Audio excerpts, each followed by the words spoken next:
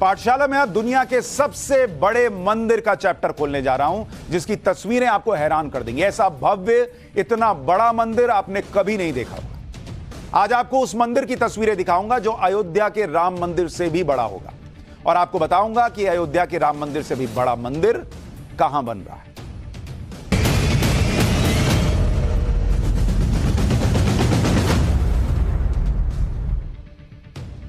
दुनिया भर में कृष्ण भक्ति से जुड़ने वाली संस्था है इस्कॉन।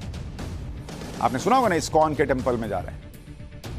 पश्चिम बंगाल के नदिया जिले के मायापुर में दुनिया का सबसे बड़ा वैदिक मंदिर का निर्माण इस्कॉन करवा रहा है।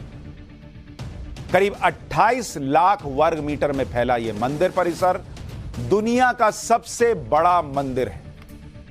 इसकी तस्वीरें आप देखिए, इसके एक एक डिटेल आपको बताऊंगा, लेकिन इतना बड़ा मंदिर, वैदिक मंदिर दुनिया में नहीं है, और इसकी तस्वीरें आप देखते जाएंगे तो हैरान रह जाएंगे। अब तक सबसे बड़े मंदिर के रूप में कंबोडिया के अंकोर वाट को जाना जाता है, जो करीब 16 लाख वर्ग मीटर में फैला हुआ है। यह मंदिर जिसको आपको दिखा रहा हूं, यह बंगाल में अगले साल 2024 में बनकर तैयार हो जाएगा। इसका निर्माण साल 2009 में, यानी ये अंकोर वाट का दिखा रहा हूं, जो अभी तक सबसे बड़ा था। अब उससे भी बड़ा वैदिक मंदिर जो है वो भारत में, बंगाल में बन रहा है। और इस मंदिर की आप भव्यता सोचिए कि 2009 से पिछले 14 साल से इसका निर्माण चल रहा है। वैदिक मंदिर की विशालता का अंदाजा आप इस बात से भी लगा सकते हैं कि इसकी नींव करीब 100 फीट गहरी है, यानी जमीन में 10 मंजिला इमारत के बराबर नीचे इसकी नींव गई हुई है। मंदिर का निर्माण पूरा होने के बाद एक साथ 10,000 लोग भगवान कृष्ण के दर्शन कर सकेंगे, जबकि मंदिर परिसर में करीब 1 लाख लोग आराम से घूम सकते हैं। इतना बड़ा मंदिर बन रहा है। इस मंदिर की लागत करीब 1,000 करोड़ रुपए आएगी, और सबसे बड़ी बात यह कि मंदिर भारत की आध्यात्मिक, सांस्कृतिक और ब्रह्मांड के वैदिक मॉडल का सबसे बड़ा केंद्र होगा। इसके बारे में आपको आगे बताऊंगा, लेकिन उससे पहले इस मंदिर की भव्यता और विशालता के बारे में आपको बता देता हूं। इसके लिए इस मंदिर की तुलना दुनिया के दूसरे पवित्र स्थान और ऐतिहासिक इमारतों से एक बार करके आपको बताता हूं, जिससे आपको पता चलेगा कि कितना बड़ा यह मंदिर है। धर्म से जुड़ी विशाल इमारतों की लिस्ट में एक नाम आता है हागिया सोफिया मस्जिद का, जिसे आया सोफिया मस्जिद भी कहते हैं। यह मस्जिद तुर्की के इस्तांबुल शहर में है, और इसकी कुल ऊंचाई 55 मीटर और चौड़ाई 5,997 वर्ग मीटर है। दूसरी इमारत है अपने देश में आगरा में जो ताजमहल है। इसकी ऊंचाई 73 मीटर है, चौड़ाई 32,892 वर्ग मीटर। तीसरे नंबर पर लंदन की सेंट पॉल कैथेड्रल चर्च है। इसकी ऊंचाई 111 मीटर है और चौड़ाई 11,838 वर्ग मीटर है। और अब आपको वो वैदिक मंदिर दिखा रहा हूं जो बंगाल में बन रहा है। इसकी कुल ऊंचाई 113 मीटर और चौड़ाई 65,032 वर्ग मीटर में फैला है। अगले साल से इस मंदिर की पहचान दुनिया के सबसे बड़े मंदिर के तौर पर हुई, जहां दुनिया भर के किसी भी जाति, धर्म और संप्रदाय के लोग आ सकेंगे, और भारत की पौराणिक काल से चली आ रही ब्रह्मांड के वैदिक मॉडल को आप यहां पर समझ पाएंगे। इस मंदिर का सबसे बड़ा आकर्षण का केंद्र इसके 3 शिखर हैं। इसलिए पहले आपको इन विशाल शिखर के बारे में बता देता हूं। जो बीच में आप हिस्सा देख रहे हैं, यह मुख्य शिखर है, वैदिक ब्रह्मांडीय झूमर। इसके बारे में आपको आगे बताऊंगा। दूसरा शिखर जो देख रहे हैं वो वेस्ट विंग है, भगवान विष्णु के अवतार भगवान नरसिंह देव का मंदिर। और तीसरा शिखर ईस्ट विंग के नीचे वैदिक तारामंडल बनाया जाएगा। जिस तरह आप स्पेस के बारे में जानने के लिए प्लेनेटेरियम में जाते हैं, ग्रह नक्षत्र दिखते हैं, ठीक उसी तरह आप वैदिक प्लेनेटेरियम में सनातन धर्म के बारे में जान पाएंगे। सभी लोक के वर्चुअल दर्शन कर सकें, उसके बारे में समझ सकें। और इन शिखरों पर आप देखिएगा सोने की परत चढ़ाई गई। 350 फीट ऊंचे इस मंदिर के शिखर तक पहुंचने के लिए 14 लिफ्ट लगाई गई हैं। 14 लिफ्ट। सोचिए कितना बड़ा मंदिर है। पहले आपको वैदिक झूमर का एक एनिमेशन वीडियो दिखाता हूं, जिसमें इस सृष्टि के निर्माण को लेकर बहुत सारी जानकारी दी जाएगी। यहां आकर यह समझ सकेंगे कि यह दुनिया किसने, कब और क्यों बनाई, दुनिया बनाने के पीछे का उद्देश्य क्या है।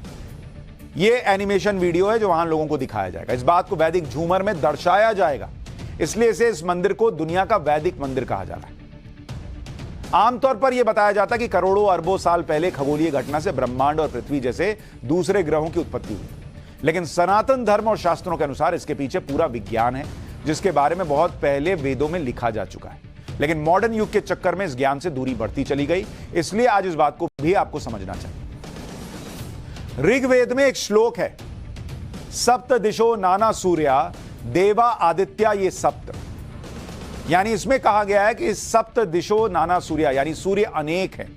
यहां सप्त दिशो का मतलब है 7 सौर मंडल, लेकिन विज्ञान ने अभी तक एक ही सौर मंडल को ठीक से खोजा है और दूसरे सौर मंडल की खोज चल रही है, जबकि ऋग्वेद में 7 सौर मंडल का भी जिक्र है और कई और सूर्य है इसका भी जिक्र है। एक और श्लोक आपको ऋग्वेद से लिया गया, वो दिखाता हूं। शकमयम धूमम अराद अपश्यम विषुवता पर इनावरेण, यानी सूर्य के चारों और तरफ और दूर दूर तक शक्तिशाली गैस फैली हुई है। यहां गैस के लिए धूम शब्द का प्रयोग किया गया। सूर्य के चारों तरफ गैस है, इसकी पुष्टि सही तरह से 19वीं सदी में हो पाई थी, जबकि ऋग्वेद में यह कब का लिखा हुआ है। अथर्ववेद में कहा गया था कि सूर्य का प्रकाश दिखाई देने वाले और ना दिखाई देने वाले सभी प्रकार के प्रदूषित जीवाणुओं और रोगाणुओं को नष्ट करने की क्षमता रखता है। यह अथर्ववेद में लिखा है। ये सारी बातें आज से 3200 साल पहले ही कह दी गई थी और इस पर दुनिया भर के वैज्ञानिक रिसर्च कर रहे हैं। यानी जो बातें हम आज विज्ञान से समझ रहे हैं, उनके प्रमाण हजारों साल पहले हमारे ऋषि मुनि और विद्वान दे चुके, लिख के चले गए। और यही वजह है कि इस मंदिर के भक्तों में एक बड़ी संख्या विदेशी लोगों की होगी, जो इन बातों पर पूरी तरह यकीन करते हैं कि हमारी सनातन परंपरा और शास्त्रों में जानकारी का भंडार छिपा हुआ है। आज आपको इस मंदिर के चेयरमैन से भी मिलाना चाहता हूं, जिन्होंने इस मंदिर को 250 करोड़ रुपए दान दिए। इनका नाम है अम्बरीश दास।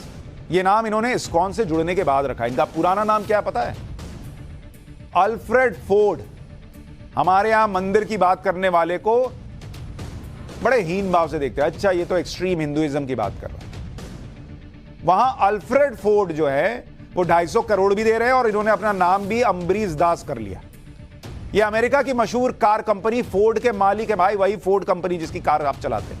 अमेरिका के प्रसिद्ध उद्योगपति हेनरी फोर्ड के पोते हैं। 1975 में अल्फ्रेड इस्कॉन से जुड़े और इस्कॉन के संस्थापक प्रभुपद के साथ भारत आ गए। भारत आने के बाद इन्होंने हिंदू धर्म अपनाया और फिर अल्फ्रेड से अम्बरीश बन गए।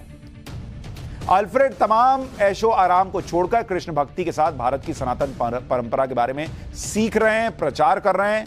इस मंदिर के निर्माण में अम्बरीश दास की बहुत बड़ी भूमिका है। लेकिन हमारे यहां कोई अगर हिंदू धर्म की बात करे, आजकल तो जो हिंदुत्व है उसको तो टेररिज्म से भी जोड़ने का प्रचलन चल रहा है।